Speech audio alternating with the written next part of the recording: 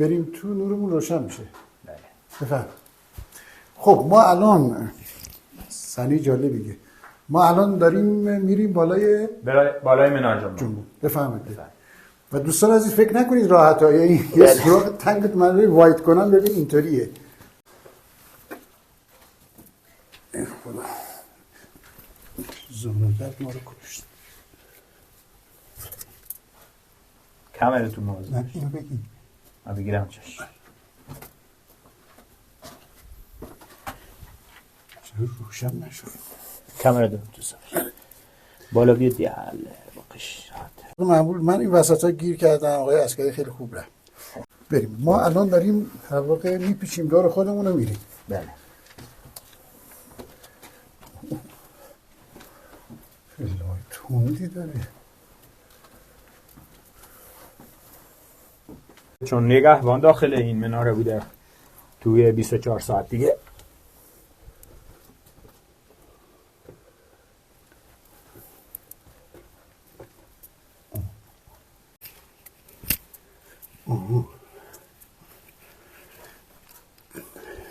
کمردت ما کشت.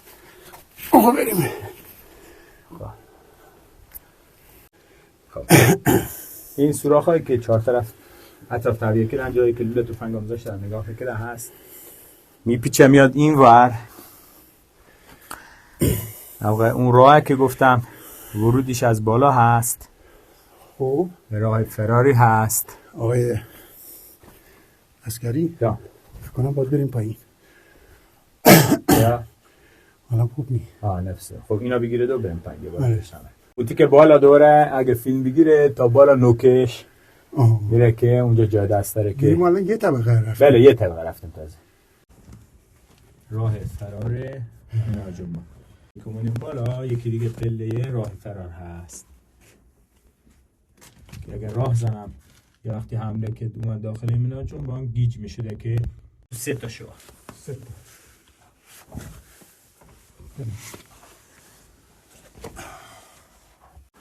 ولی بالا شما دیگه آره. این سوراخ هر کدوم جای مهم بوده. ببینید یکیش رو پل زومه، اگه از داخل پل بگیرید خیلی قشنگ میشه. خاصه. از اینجا ما پل میبینیم، یعنی در واقع خودش بودن 1 کیلومتر فاصله ماست. آره یه همچین عدسی. اون یکی اون در واقع نه بذار من ببین یه چیزی بهت بگم. سلام. خوبی همونجا؟ حال شما خوبه؟ سلامتین انشالله. سلامت باشی. خدا نگهدار. آفتاب گرفتی نه؟ بله. آفتاب گرفتی. بله. شما خوبی خانم؟ سلامت. حال شما خوبه؟ سلامت. بعد این ماشین لباسشوییه دیگه قشنگ. دیگه ماشین لباسشویی ما اینجوریه. اینجا کجاست همون جان؟ خرانق. ببخشید کجا فرمودین؟ خرانق. شما همیشه اینجا تشریف داشتین؟ همیشه اینجوری. مال چند سال پیش میشه اینجا؟ اینجا مال چند سال پیش میشه این خونه؟ نه مال 100 سال خورده. جلوتر یزد بوده اینجا. جلوتر از یزد بوده. بس میشه چند هزار سال میشه. خیلی. بعد یزد وجود نداشته اینجا. چی فرمودین؟ میگم یزد اصلا هنی وجود نداشته. یزد کبیر بوده، صاف بوده، هیچ خونه مونه هیچی نداشته که این خرانق بوده. بله. قدیم خرانق اینه. پیر خرانق هم اینه. به بس جای درست اومدی. شما آقای؟ بله. آقای؟ کارگر. آقای؟ کارگر. به چه اسم زیبایی. حاج حسن کارگر. حاج حسن کارگر، از این قدیم ها شما اینجا زندگی میکردین یا نه؟ چطور بود؟ خوب بود، بعد نبود. حال دور از حال خش دارم و مسئول رو خشیم.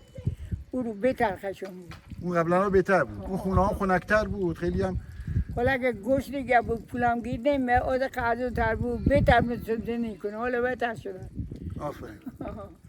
خدا سلامتی بده. هر شب پول داره، شب پولی که کسی آرد نمیشه. یکی ساعت نمیشه. یعنی اینقدر پول بدی. حالا به حساب حالا. آره دیگه بله. نمیشه. اوستا مثلا 100 تومن میرفت شهر دنیا چیزی می‌خریدی می‌دی. پریال میرم کاری می‌کردن. ولی الان نه. 20 پریال آرد می‌خریدیم، خام می‌خریدیم، چای می‌خریدیم، گوش همه چیز زندگی داشتیم بچرخوندم. ولی حالا نه. حالا باید بریم مثلا 2 میلیون پول همراه باشه. 2 میلیون که هیچی. 3 میلیون 4 میلیون پول همراه باشه بیاد همین اینجا پاسکا بشینیم بخوریم و بیایم خونه. هرچی ما که اون زحمت کشیدیم مال جلوتره یا چیز چندرغازی اونجا داریم. از حالا که نمیتونیم پسند ناز کنیم. جوون حالا داره بوجه 7 میلیون کرایه خونه میده. نداره خب مجبوره. پول او برق گازم خود داره. بعضیا بچه شیر خشکی داره، بعضیا خونه بدبختان نداره، گرفتاره. میشه چیکار؟ بسیار عالی. دست شما درد نکنه. شما ماشاءالله خیلی خوش صحبت و آقای حاج حسن آقا هم خیلی دوست داشتنی. اینجا روستای تاریخی خرانک با قدمتی حدود 4500 سال با معماری خشت و گل و منار جنبونی که بسیار معروفه و حتی فراتر از منار جنبون اصفهان. بریم داخل بافت قدیمی ببینیم و با شما به اشتراک بذاریم. درود بر شما.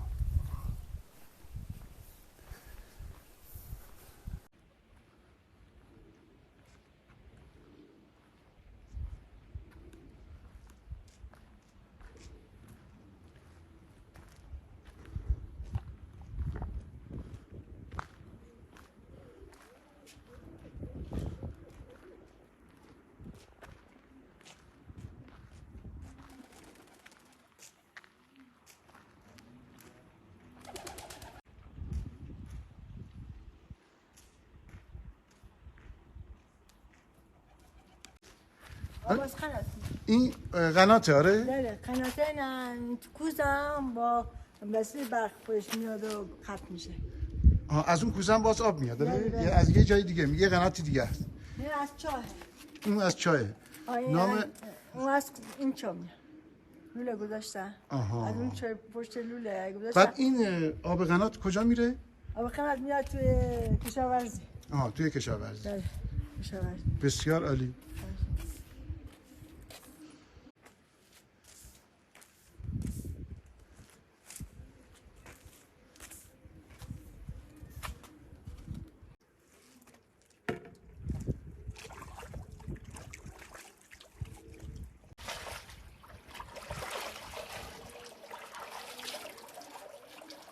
از شوینده استفاده میکنی؟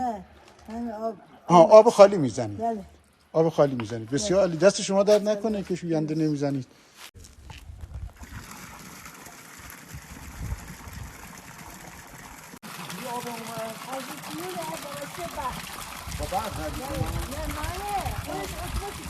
اتوماتیکه.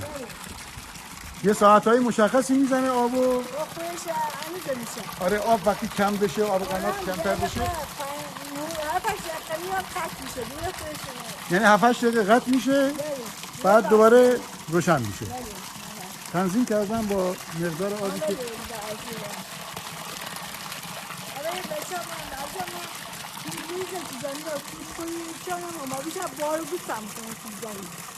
بیشتر گاو و گوسفند دارن اینجا؟ بار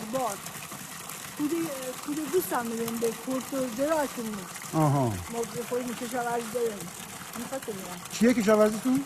ما حالا گندم میکنیم جو چون حالا پس چون رو زرد کنیم دامداری چطوره اینجا؟ دامداری من مهندی خدامون دوستان یارم میده از چیزی گیری نه خیلی الان وضعیت آب خوبه یا نه؟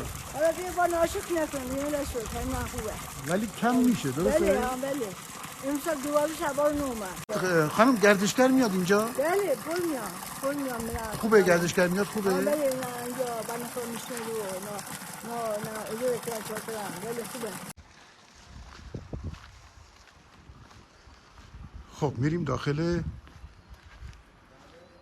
منار جنبونش که البته این قلعه تاریخی خرانق و مسیر گردشگری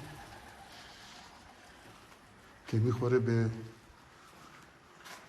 منار جنبون و سازهای دیگه.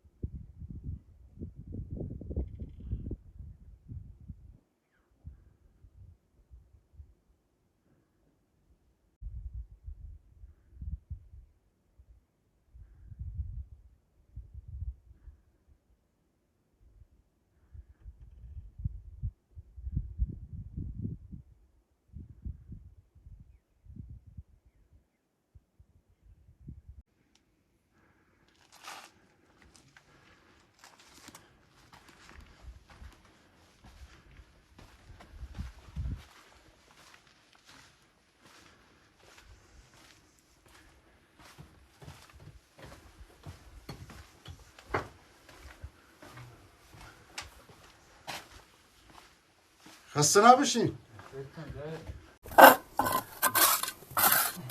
آقای زن چیکار میکنی الان؟ ما پاسا سیل اومده این ناودونا رو خراب کرده. بله. الان پله خراب کرده، میخوان گردشگرا برن بالا بودن این بارشون مشکل ایجاد نشه. طبق همین الگوی کاگل. بله. اینا رو می‌ریزیم پایین و خلاصه تعمیرش می‌کنیم. کیتیه. ناودونا منظورتون ایناست دیگه؟ بله این ناودونای بالا. اینا سفالی ان الان؟ بله چند وقت پیش سیل خرابش کرده و سوراخ کرده و مهندس اینجا بارشون راه باز کرده. آها. خدا خیرتون بده. دست شما درد نکنه. کاگل همینجا درست می‌کنی؟ بله کاگل دم قلعه درست می‌کنیم. آره این تعمیرای جزئیشه. آقای زن. بله. دوستان کارشناس میراث اینجا هستن، باشون هماهنگ کنی بیان ببینیمشون. آقای عسکریه مسئول اینجا. خیلی محبت می‌کنی. دست شما درد نکنه.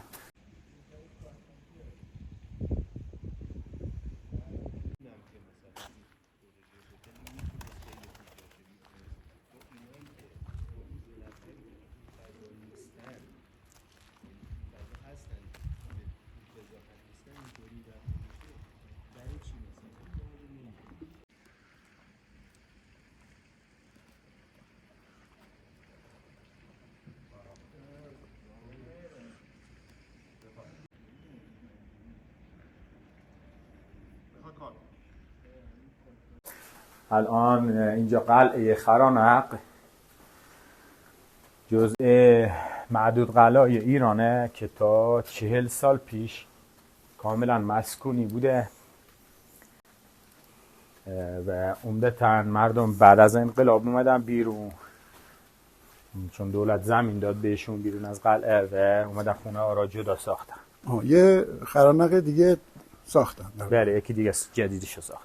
بله. خدمت این قلعه بیشترین تاریخی که تو کتابا نوشته شده کتاب جامع مفیدی هست. بله. 4200 سالا خدمت اینجا ذکر کرده. 4200 اصل خدمت این قلعه. حالا گفته میشه اصل اون 4000 سال هم زیر این بافت فعلی بوده. یعنی چی؟ یعنی حالت دستکن داخل زمین بوده. دستکندا داخل 4000 ساله. اونا هنوز وجود داره دستکندا؟ اونا آثارش هست بعضی جا. بله. بفهمید. بعد این قلعه که با چشم می‌بینیم بیجامونده از دوره ساسانیانه، یعنی 1700 800 سال پیش شروع به ساخت شده. بله. تا در واقع قبل از اسلام تموم شده ساختش و 150 تا خونه داخل این قلعه هست و که این خونه مثلا خونه آخرین بازمانده قلعه که تا 15 سال پیش تو قلعه زندگی میکرد. تا 15 سال پیش پیرمرد 90 ساله بود با همراه خانومش که عکسش ما ورودی قلعه تو چیز زده بود. حالا میتونید که بگیرید. برقم واسش آورده بودن چون تا 15 سال پیش زندگی میکرد. برقم بهش داده بودن که بعد بیرون رفت دیگه سیما جمع کردن. بسیار عالی.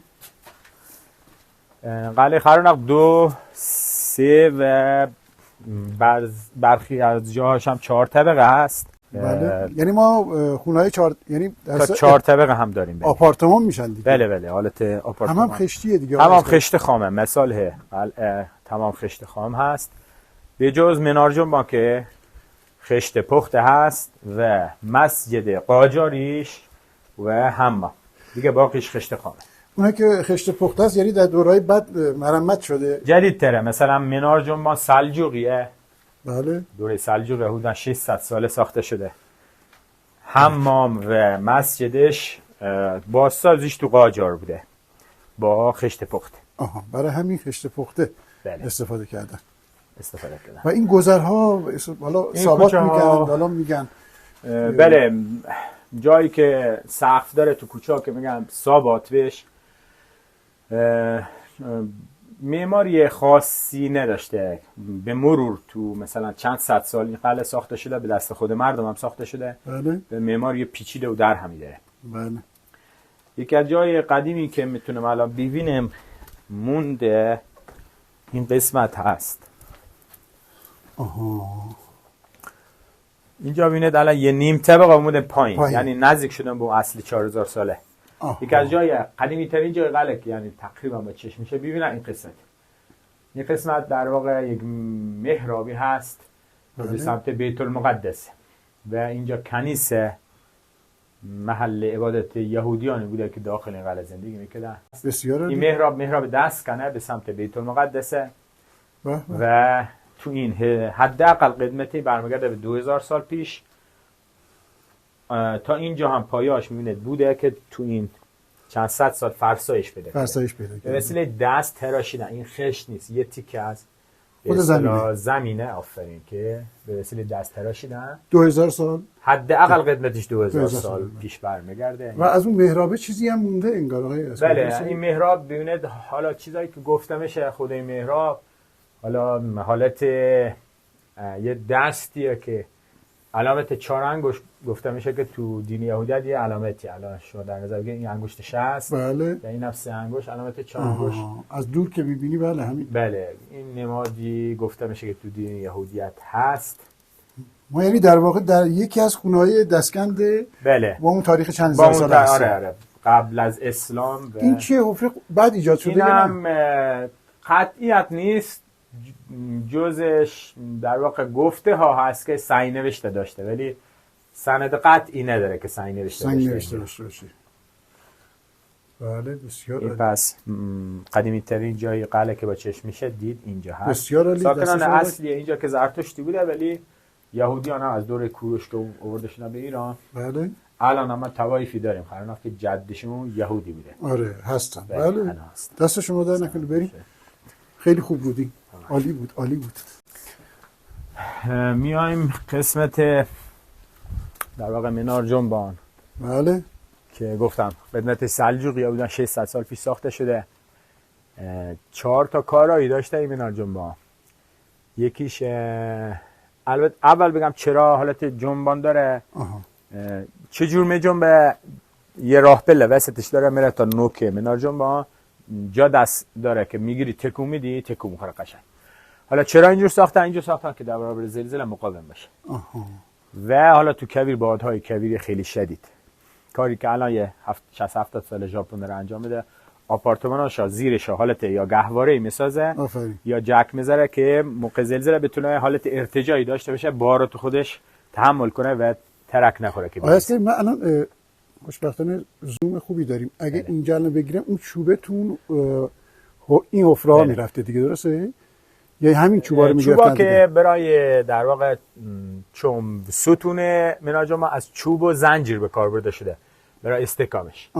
و حالا دلیل که چه جور ساختن که بجنبه به چند تا چیز گفته میشه. یکی خود همین چوب زنجیرهای تو ستون، یکی حالت چوب‌های الواری میگن که تو از کف زمین چه حدودا نصف این ارتفاع داخل زمینه. میگن از چوبای الواری حالت پنجره گذاشتن کف زمین و یه حالت لغزندگی اون زیره. یعنی قطعیتی هنوز وجود نداره. نه چند تا چیز گفته میشه، مجموعه اینو ها شاید باشه. بله. بسیار کارایش هم که اولش مهمترش دیدمانی بوده. از 1000 نفری که داخل این قلعه تا همین 40 سال پیش زندگی میکنن حفاظت کنن و دیدبانی. مخصوصا دورای قاجار اینها که ناامنی خیلی بوده. زیاد بوده. از این سوراخ‌های کوچیکم که می‌بینید نگاه می‌کردن و لوله تفنگ حالا می‌ذاشتن که شلیک کنن و راه زنه داخل قلعه. بله. دومیش حالت فانوس دریایی به این چوبا که بالا دیدید فانوس آویزون می‌کردن که شب علامت یه کاروان باشه. پس یکی از کارکرد این چوبا خیلی جا می‌بینیم همین بوده تو بلندی‌ها. بله حالا مثلا اینجا این کار بوده داشته، هر جایی یک کار بوده. مثلا باغ دولت‌آباد یه است که بره مثلا حدودا یه بالای 200 تا چوب از این بادگیره باغ دولت‌آباد بیرون زده که بلندترین بادگیره بله در واقع ایران یا جهان هست. اون مثلا چوب اضافه را که نبریدن علتش این بوده که بتونن در واقع کل کود مورد نیاز باغ دولت‌آباد از رو به وسیله نبریدن این چوب ها تامین می‌کردن. به این دلیل که در واقع این پرنده‌های زیادی که میشه سر روی این چوبا از اون فضولات پرنده که بالای بادگیر جمع میشه در کبوترخانه. آره بله. و این بادگیر باغ دولت‌آباد به این صورت کود باغو هم به صورت رایگان مجانی هم حمل شده درون باغ داشت.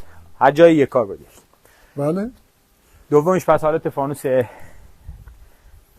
دریایی که حالا فانوس کویر هستیم برای مسیریابی. سومیش الان ما پشت بام مسجد هستیم. بله. از آن میگفتن داخل منار جنبان. چهارمیش هم به وسیله مناجم ما در واقع میتونست فرار کنه، به این معنا که جزء بنارای دو راه پله هست. یه راه پله میره تا بالا نوکش، یکی دیگه راه پله ورودیش از اون حالت استکان ملمکی که در نظر بگیرم آره آفرین، ورودیش میره داخل پله، برعکس این پله که رفتیم بالا میپیچه میره داخل زمین یه 7 8 متر، بعد یه تونلی میخورده بیرون از قلعه. طبیعتا آره یه تونلی یه راه فراری طبیعی که بسیار عالی. 4 تا کار بوده مناش. دست شما در نکنه. و این دیگه بافت کلیه. بله این بافت در واقع ضلع تقریبا میشه گفت جنوبی، حالا تقریبا این قسمت هست، جنوب شرقی تقریبا. بعد 1.1 هکتار وسعت قلعه هست، 11000 متر مربع. اینها مثلا 2 طبقه خونه بوده. خب کدوم؟ اینها 2 طبقه خونه بوده که تو این 40 سال ریخته. میره تا اون قسمت 3 و اون قسمت 4. ضلع اون ور 4 طبقه هست. 4 طبقه هست. بعد اون حمام هست، 2 تا حمام داره کنار هم. حمام یعنی سقف حمومه دیگه، 2 تا. بله حمام 2 تا داشته، چون جمعیت زیاد بوده 2 تا مجبور بوده داشته باشه. جایی که جمعیت کمتر بوده یکی همون بوده شیفتی استفاده می‌کنه که در زن و مرد.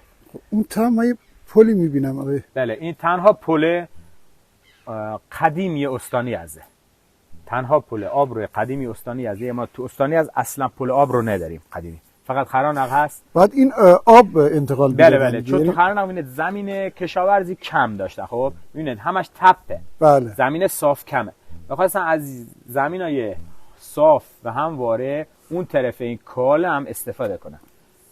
اون طرف ما میگیم کال. خندق، چون مسیر عبور سیلاب بوده دیگه اینجا. بله. این کاله یعنی بارون زیاد میومده توی کوه تپا، از اینجا رد بشه.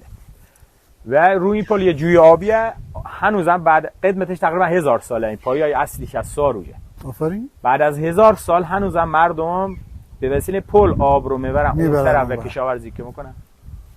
1000 ساله داره کار میکنه پل براش. اونجا چیه؟ یه تصویر اون آرامگاه بابا خادم. کتاب مدینه تا مروه اگه مطالعه کنید، مسیر امام رضا از مدینه تا مشهد نامبرد از کجا رد شدن، از خرانق یا نام اصلیش خوبرنق هست. نامبردش که از همراه امام رضا بوده، تو را مریض شده فوت میکنه که از خادمین همراه خود امام رضا که اینجا به خاک بسپارنش. سند در واقع اقامت امام رضا هم که همون سعی نوشته که ورودی قلعه دیدید که اصل سعی نوشته شد. پس ما میتونیم بگیم که یکی از اولین مکانایی بوده که آپارتمان‌های خشتی داشتیم ما اینجا. تقریبا بله میشه گفت. تا 4 طبقه هم داشتیم. بله و موجوده الان.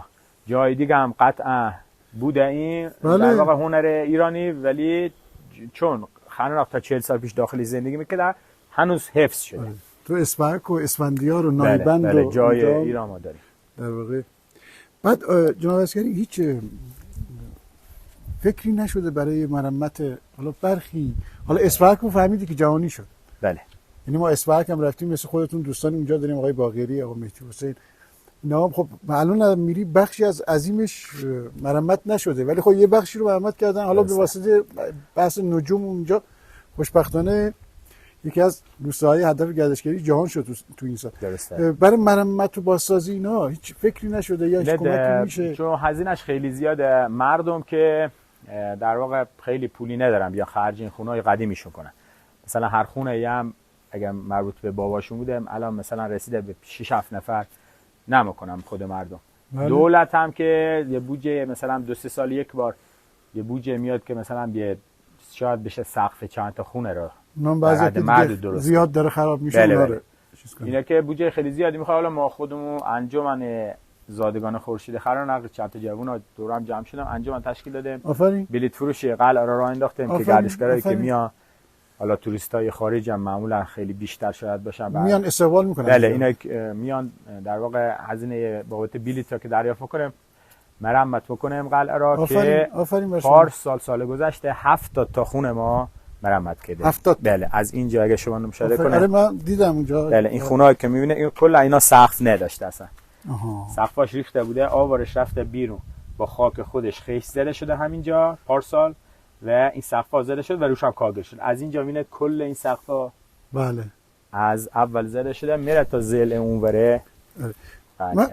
دقیقاً همون داستان اسپاک داره اتفاق میفته و امیدوارم که برای شما اتفاقای خوبی باشه. حیفه، یعنی بله واقعا حیفه. ما هم این روستا اثر دلسوزی، یعنی هم داوطلبانه و بدون مزد و منت. بله واقعا جهانیه، این جهانی شناخته شده این. بله قلعه خرنق جزء قلعه در واقع پرباز دیده حالا از داخل و خارج است که بله اونم تو استان یزد خودش یک شهر تاریخی. بله بسیار عالی، بفرمایید. سلامت باشید.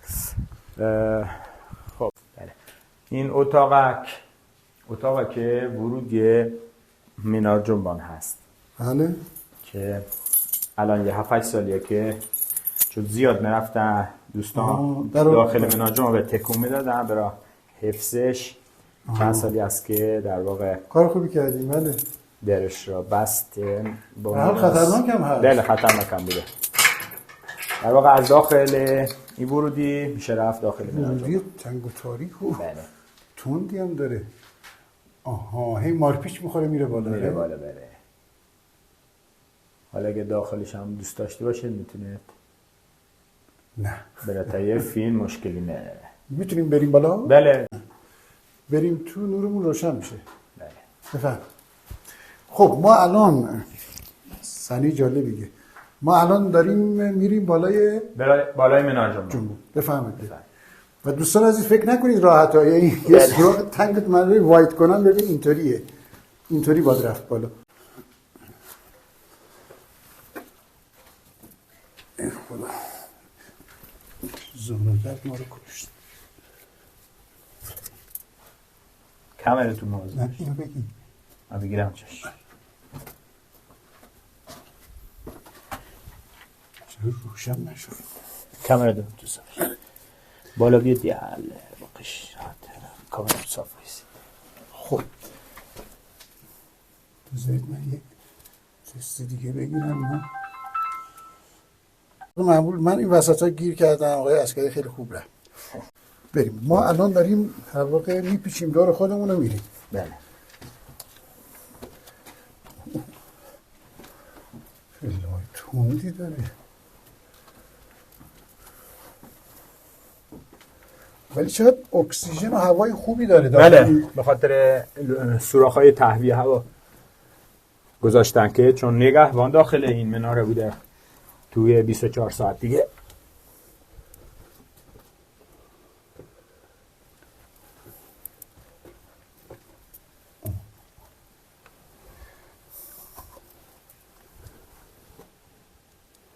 خب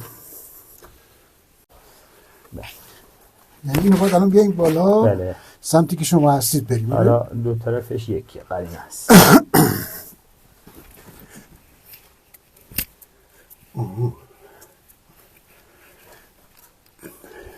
کمردت ما کشت. آقا بریم. خب نبودم دست میزنی خودش میچرخه. خودش میچرخه؟ آره اشکال نداره. خب این سوراخ‌هایی که چهار طرف اطراف تهویه کردن جایی که لوله تفنگ هم گذاشتن نگاه می‌کنه هست میپیچه میاد این ور. اون راه که گفتم ورودیش از بالا هست. خب راه فراری هست. آقای عسکری یا فکر کنم باید بریم پایین. یا حالا خوب نی. نفسه. خب اینا بگیره دو بریم پایین یه بار بشنم. این هم دور اولشونه دیگه. بله بله اونتی که بالا دوره اگه فیلم بگیره تا بالا نوکش میره که اونجا جای دست داره که ما الان یه طبقه رفتیم. بله یه طبقه رفتیم تازه. بسیار عالی. بله بریم این هم ورودی راه فرار مینار جنبان که یه 7-8 متر که از اینجا رفت داخل زمین. خب میخوره به یک تونلی که بیرون از قلعه بیرون میاد. یعنی اینا چجوری رفت آمد میگم اون زبده رو با بله حالا یا لاغر بودن خیلی و زبر و زرنگ. بله این هم ورودی که ما ازش اومدیم بالا. در واقع قرینه به صورت قرینه هست و از این طرف که ما مییم بالا متوجه نمیشیم که پشت در واقع این پله که اومدیم بالا یکی دیگه پله راه فرار هست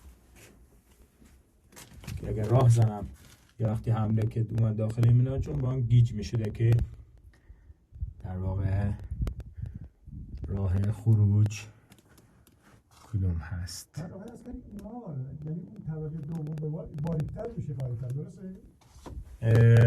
یه ذره باریک‌تر میشه. بله. از همین که اومدیم بالا دیدم باریک‌تر میشه. بله یه ذره یعنی باریک‌تر. دو تا شعاع ساخته شده، یکی این یکی بالا میره تو 3 تا. تو تقریبا بله. تو 3 تا شعاع. 3 تا.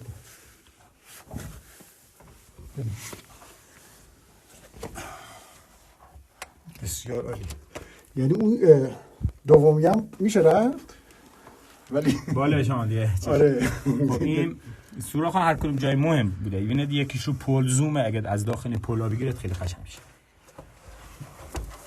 آها این چیزای زوم بوده. جایی که می‌خواستن دید بزنن یکی جای مهم پل بوده. اگر اینو زوم کنید ببین این دیدبانی پلا ببینید. همون چیز یه ذره بیاد اینورتر سمت عدسی دوربینه در واقع. بله یه ذره بیاد اینور که پل پیدا میشه. ببینیم زومش که ببینیم فوکوس میده.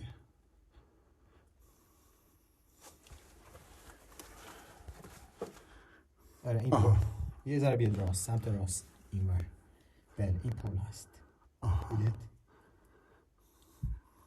چون پل یکی از جای استراتژیک بوده میبایست که برم بیرون در نگاه کن.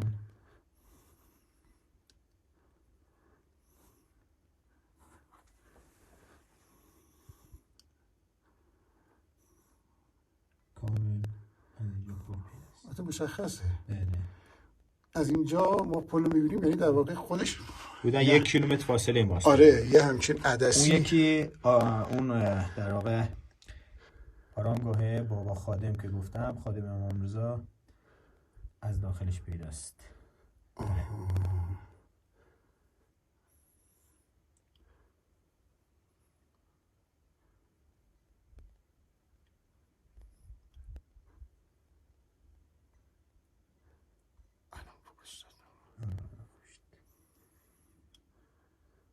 خب و این یکی هم پول تاریخی. این سمت راست اینور. بله یعنی قشنگ همه جا رو میفهیدم. بله بسیار عالی. خب آقای عسکری بریم گل زدی دمت یا گل زدیم. خب یعنی همچینم که حالا نه چند بار بیاد عادت میکنیم. آره نه حالا بذار من بریم یه چیزی بهت بگم. این واقعا ریسک کردم اومدم بالا، ولی اینقدر دوست داشتم بیام چیزو. اینی که الان خیلی از گردشگران دوست دارم بیام ببینن، نه همچین راحتی نیست، یعنی به شدت بله سخته. و اونایی که تنگی نفس دارن یا به اصطلاح ترس از ارتفاع دارن مطمئنا وسط را گیر میکنن. و حالا ما تا جایی که سعی داشتیم باید از کردیم محبت کردم، رفتیم دیدیم و اینم دیگه اومدیم. شما بفرمایید. یعنی قشنگ خاکی شد. ولی این خاک وطن، خاک میراث و فرهنگ.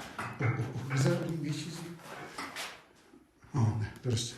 میکروفون شما داری؟ بله. خاک میراث گذشتگان ما و این خاک فرق میکنه با خاکی شدن. بسیار عالی. بفرمایید. آقای عسکری ما الان کجا بودیم؟ اون بالا بودیم. و اون بالا فرمودیم که اون جایی بوده که در واقع خیلی هم تنگ‌تر میشه نسبت بله خیلی تنگ‌تر میشه. 2 تا هم راه پله، اون وسطی هم 2 راه پله داره. عین پایین که 2 تا معکوس داشت، 2 تا معکوس. اونم 2 تا راه پله تو این جای کوچیک داره بود. اونی که ما اومدیم رفتن اونوری که بعدی بود برای فرار بود. بله. بسیار عالی. بفهمید. اینم که مسجد جامع هست. این آجراش قاجاره، اون بنکشیاش مرمت جدیده. این آجریا بله آجرا قاجره، این آجر قرمزا همش قاجره. قرمز هم آجره. بله. این همون خشت پخته است. بسیار عالی. مسجد جامع که در واقع الان هم تابستون جمعه ها میان اینجا نماز میخونن، چون خونه که هواش. بله.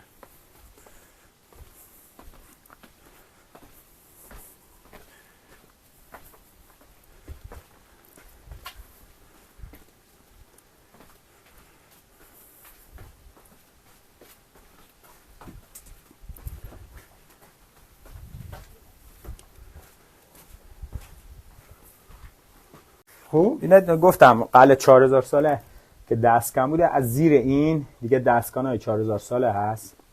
از دوره ساسانیان خشت و از بقایای قلعه 4000 ساله شده پایه قلعه ساسانی که با خشت. الان این یعنی ما یه پایه قدمت 4000 ساله داریم. بله، این به پایین دستکنای 4000 ساله است. دستکنا بله، که بقایای اون 4000 ساله که دیگه اون دستکنا خراب شده اومده از زمان ساسانیان با خشت قلعه رو ساختن. این خشت دوره ساسانیان، از دوره ساسانیان میاد به شروع به ساخت شده این و میاد بالا و حالا فرمودین در دوره‌های مختلف هم مرمت شده. بله مرمت شده. حالا دونه دونه باید آزمایش بشه. هر خشتی مربوط چند سال پیشه. این قسمت پایین میبینید کلا دستکن هست. آره اینا همشون دستکند مشخصه. بله. یعنی به روایتی پیو و نقشه رو تراشیدن آفرین روی زمین. بله و شروع کردن از ساسانیان، چون از دوره ساسانیان یاد گرفتن سقف‌های ضربی رو بزنن. محکم کاریشون بوده. تو بله. دیهوک هم دقیقاً همین مسئله دیهوک بود. توسط. اگه تشریف برده باشید بله حتما بله. رفتین. اونا هم مثلا دیوارهای خونه هم سنگ تو اون کوه میری بالا. درسته. اینجا دوستون آقای استاد هستن بسیار استفادهتون فعالن. بفهم. این کوچه که الان اومدن داخلش این یه کوچه هست. اطراف پر از خونه. این کوچه به اسم کوچه گرگ معروفه. کوچه گرگ شنیدم. آره. بله. چه میگفتن گرگ؟ کوچه گرگ دلش چون تنگ و تاریک و ترسناک بوده. میگفتن کوچه گرگ. ببین همین روایت‌های مختلف هست. آدم باید بیاد از اهلش بپرسه بله. که این در واقع ما کوچه رو داریم میاریم بالا. این کوچه هست. این قسمت هم چند سالی ریخته. خیلی تاریک تر از این بود این کوچه. گفتن کوچه گرگ چون کوچه ترسناکی بوده، می‌خواستن رد بشن. و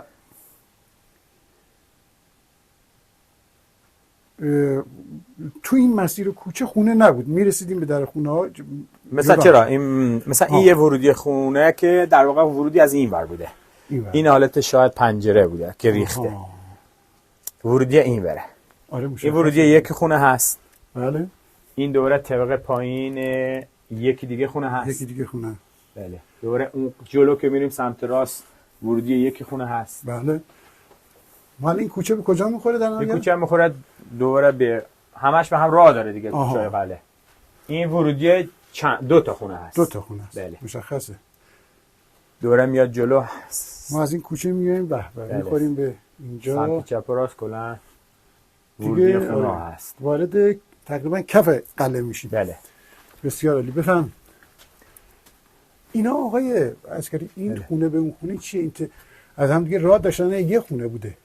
ببینید الان این مثلا سقف این خونه با چوب بوده. خب چوبو در واقع از این چوبای دار و چوبای درخت گز هست. شاخ و برگاشون. شاخ و برگاش. خیلی کم ما اینطور سقفی داریم. جالب. آره. بله. دوباره اینجا آیا سقف بوده که به هم خونه ها که به هم پشت بوماش به همراه داره. آره. خود خونه به همراه نداشت. دو تا در روبروی هم هستن. بله دو تا در. حالا ممکنه که این یکی خونه بوده که این حالت تراسش بوده. بله. و به همراه داشته. بسیار عالی. این دوره ورودی یکی خونه هست.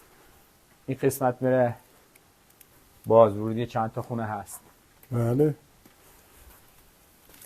اینا همش خونه ها تا 20 سال پیش در و پنجره و کوزه و خمره و خیلی وسایل قدیمی داشت. هر کسی برد اینا را.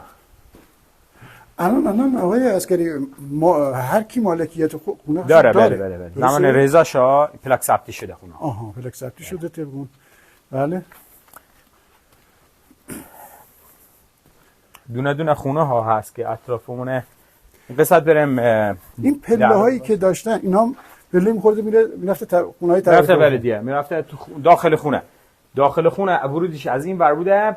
دوباره پایینش هم مثل اینها که ما میگه بوکن بهش یه طبقه زیرزمینش معمولا انباری بوده. اون زیرزمین ها ممکنه احشام هم یا احشام هم کم نگه می‌داشتن. بله. احشام اصلیشون که بیرون از قلعه بوده.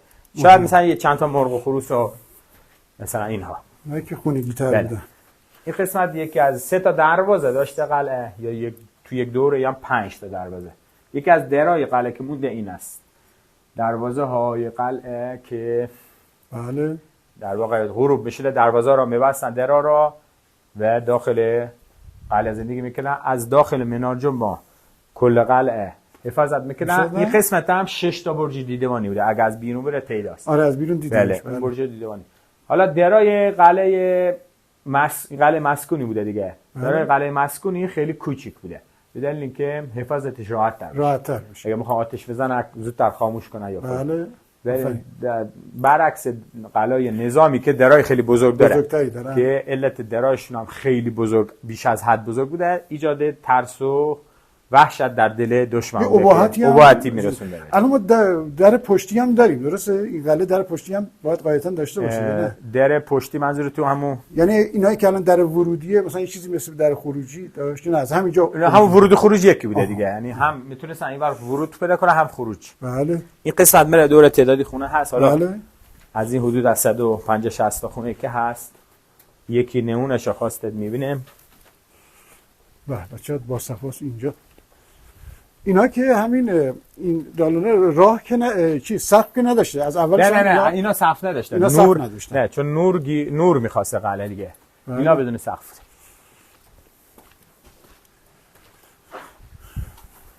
مثلا یکی از خونه ها که بخوایم ببینیم، یعنی معماریش از دور ساسانیان اینجور زندگی میکنن.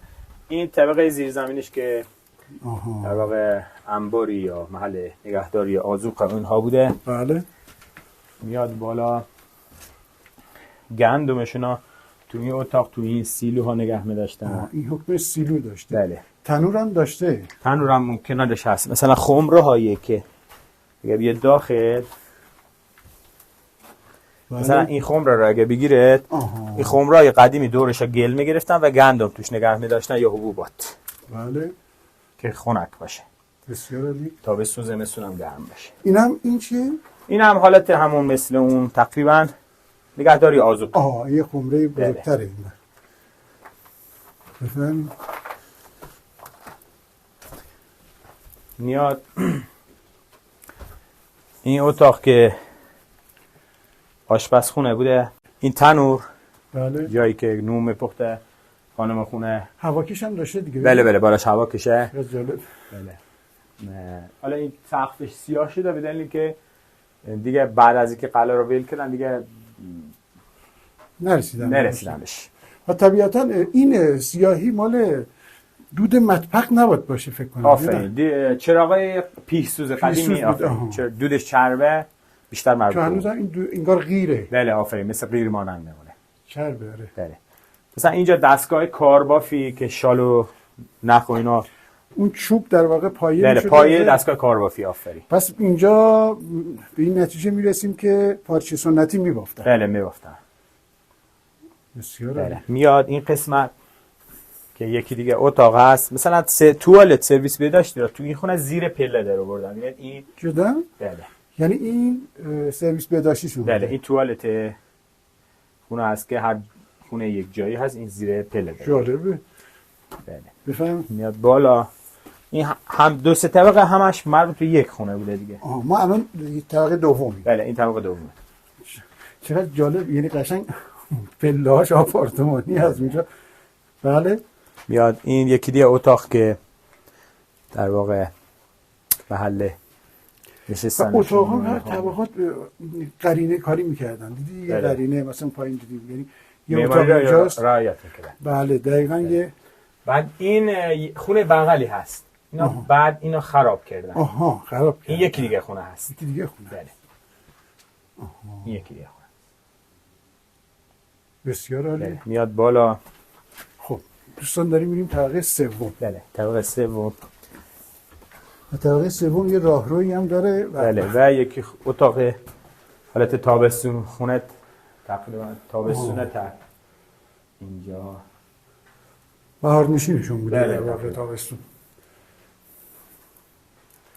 از اینجا به همه جا. بله. خب این تا وجود اینگار داشته مرمت میشه داره؟ بله مرمت که پول نیست.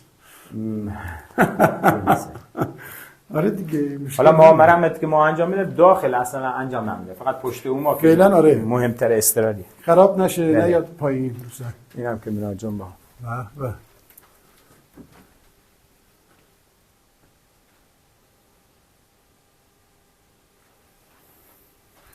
خب بله از این برم که میره رو پشت بوم اینم موجود بشه یه پشت بوم. بله که پشت بوم ما میبینید به هم راه داشته عمدتا. آره دیگه پشت بوم راحت هم راه داشتن. بله چون یک برخی از زندگیشون هم رو پشت بوم بله تابستون اصلا تابستونا چیزی که تعریف میکنه بابای ما و بابا آه هست که اینم دقیقاً کار خودتونه دیگه مرمت شده مشخصه دقیقاً.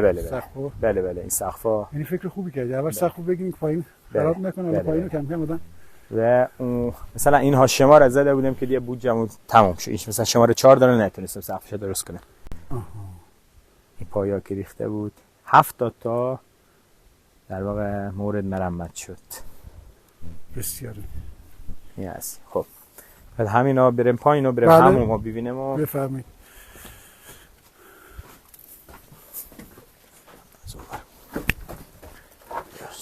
خب ما الان طبقه سوم میریم. سرتون واضح باشه. دوم از دوم هم میریم برای اول. به هر کسی که ناآشنا باشه باید بیا آقا یک دو بار باید کلش بالا بخوره. بله ورود یه خونه همش پایینه اولو و اینم دیگه همکف و دیگه به کوچه میرسیم. بله خیلی هم زیبا بود. دوباره کوچه هست. خیلی زیبا بود.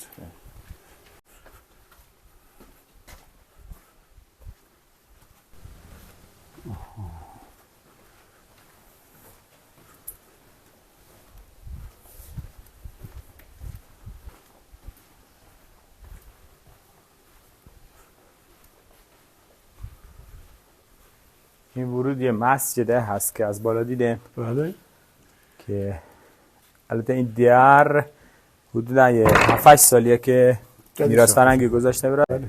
خب این حالت حسینیه هست، مراسم تعزیه و اونها اینجا انجام میدادن. این الان مطابق کف قلم منارجه ما ببینید کجا هست. یعنی ما در پایین ترین سطح قلعه هستیم. بله و تقریبا هنوزم اشراف داره. اشراف داره. میاد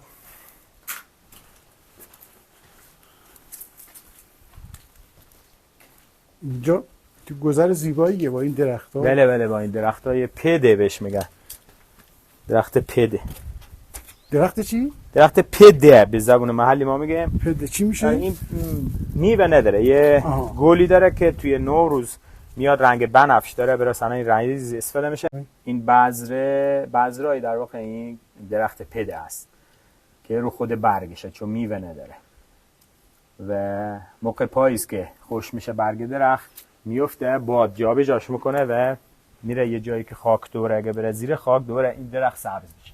یعنی اینطوری خودش گردافشانی میکنه. بله اینجور تکثیر میشه. بله. درختای پده به همین شکل یعنی در واقع خودرو بودن اینا. بله خودرو بودن.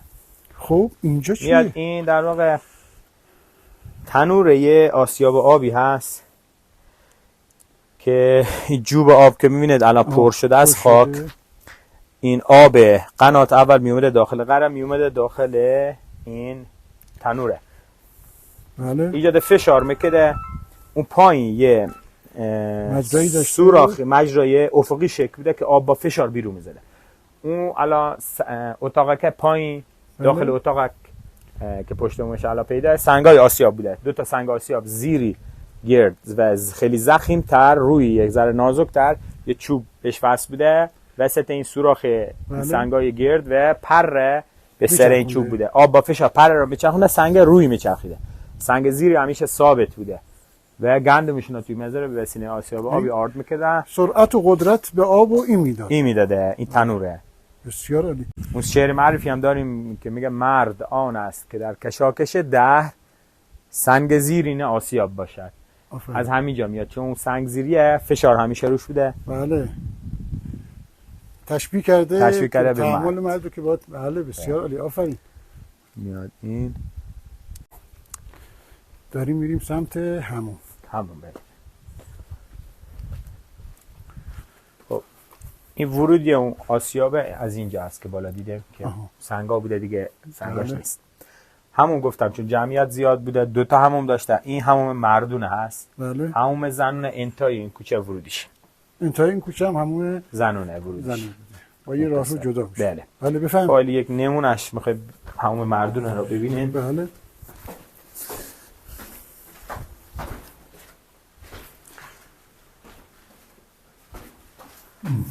خدمت همون قاجاره، این آجر قرمز ها میند باز پشت سرتون. بله. زیر این کاشی یا قاجاره.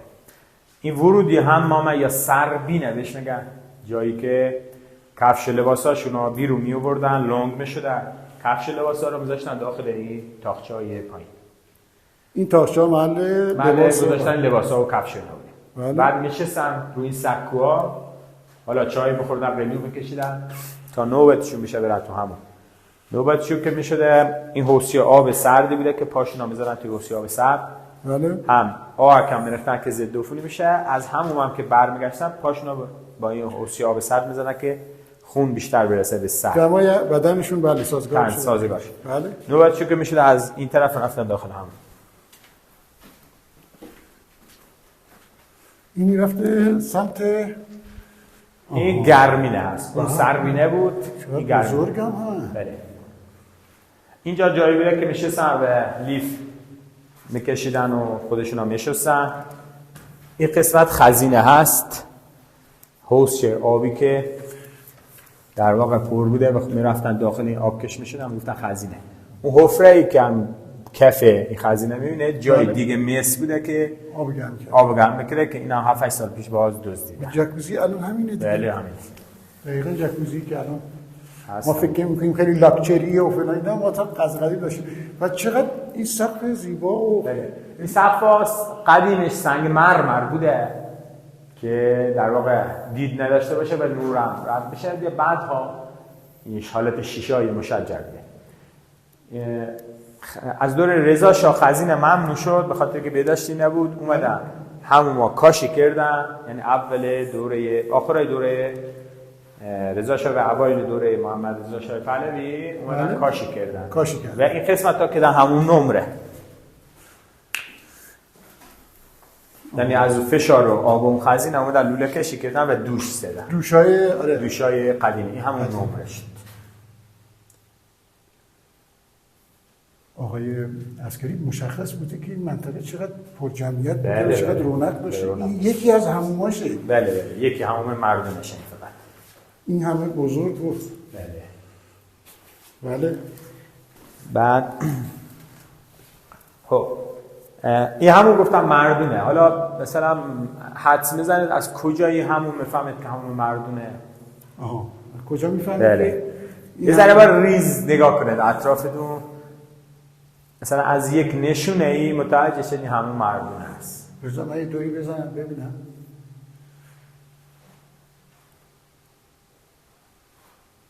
راهنمایی همین که کاشی ها را دقت کنید. رو کاشی ها. رو کاشی ها دقت کنم؟ بله. داره سخت میشه.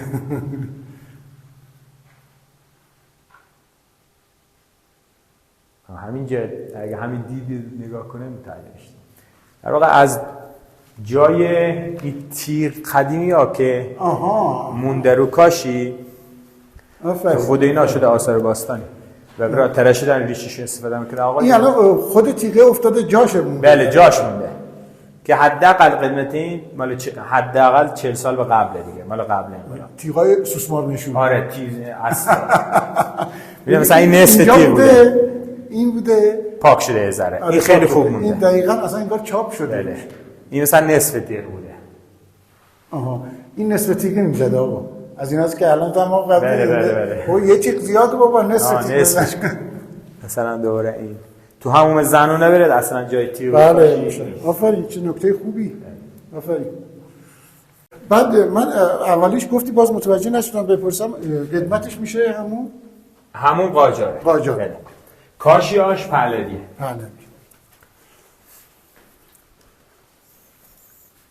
این هم از حمام مردونه. بسیار عالی.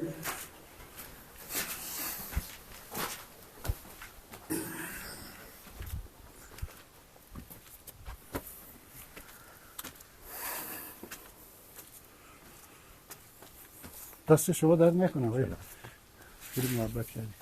بله خونه ای که گفتم آخرین بازمان قلعه تا 15 سال پیش زندگی میکرده این خانم و این آقا هستن، آقای باقریان و خانومش که تا سن 90 سالگی داخل قلعه تا همین 15 سالگی زندگی کردن که الان فوت کردن هر دو تاشون. خدا رحمتشون شاید با سلام. بله.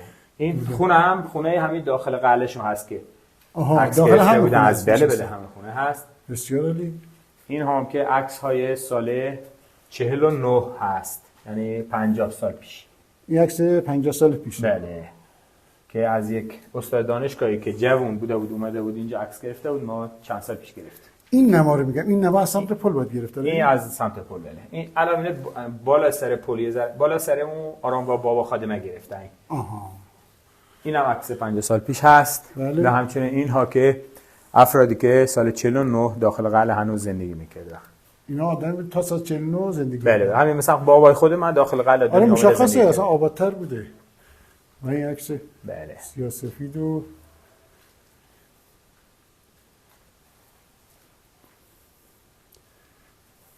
بسیار عالی. آقا که دست شما در نکنه. خیلی محبت کردی، استفاده کردی، ماشاءالله اطلاعاتت خوب و مفید و اندازه. کسایی که دوست داشتن در واقع آدرس خرانق از استان یزد، در واقع استان یزد خرانق و پیج ما هم هست که پیج الان یادم نیست آدرس اینترنتی. به من میگید من میزنم. بله پیج ها میگم که بذارید و به دوستان میان دقیقاً هم با همین تعریف. بله دوستانی که اطلاعات خواسته باشن با توضیحات اینا در خدمتشون. بسیار دست شما در نکنه.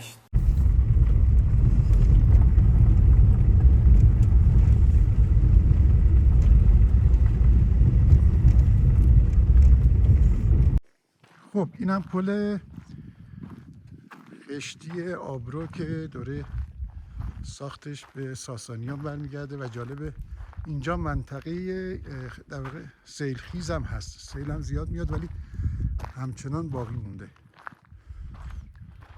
و اونم روستا که از اینجا مشخصه.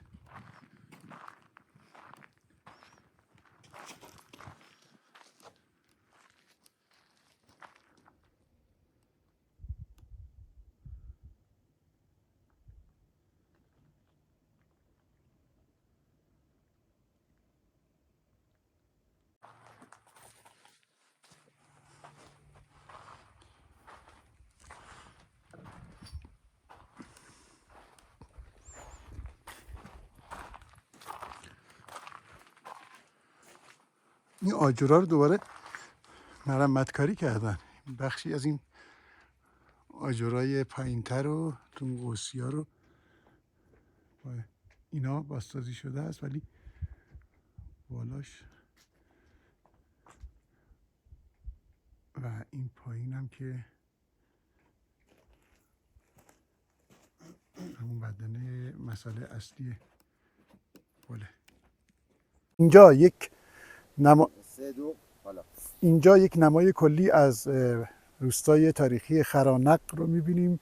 در واقع ریشه یابی این کلمه از خور میاد. خورشید و هور در واقع هور بوده و تبدیل شده به خور که به معنای برآمدن آفتاب، جایگاهی که آفتاب از اونجا می اومده بالا، روستای خرانق رو تشکیل داده. بسیار زیباست.